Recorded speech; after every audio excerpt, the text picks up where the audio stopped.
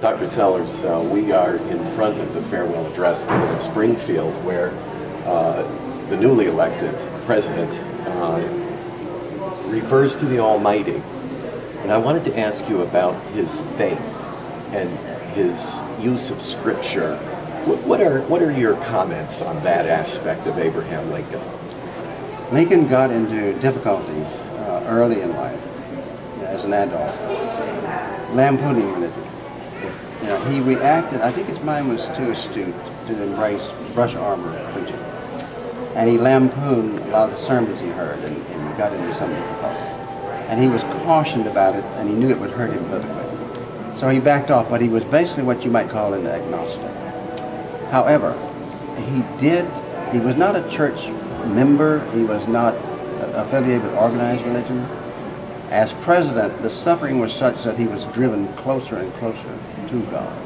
And you see it coming out in references to the divine will, in requiting the blood on both sides for abiding the institution of slavery for so many years, like 200 years.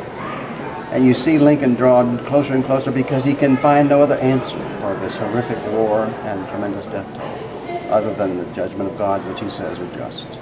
Now, you have an interesting history yourself, because you're not just a historian, but you have a theology background. I'm an ordained minister, yes. An ordained minister, and I wonder about his theology. He seems to be such a good theologian when it comes especially to the theology of suffering. He seems to have developed a theology, and of course, even his references to the divine, to divine providence, to the help of the Almighty. He really is certainly good theology. Well, you can say that, but he's ultimately a humanist to the core. In other words, the most meaningful thing about this country is the Declaration of Independence and the statement, all men are created equal. That's the principle to which he's dedicated. God fits into the overall picture. I don't think he feels he could explain the relationship. I think it frustrated him that he could not grasp God, which most of us can. But I think he began more and more to believe that we were on a course set by God. I know he attended a Presbyterian church, New York Avenue Presbyterian, where the Lincoln pew is. Occasionally.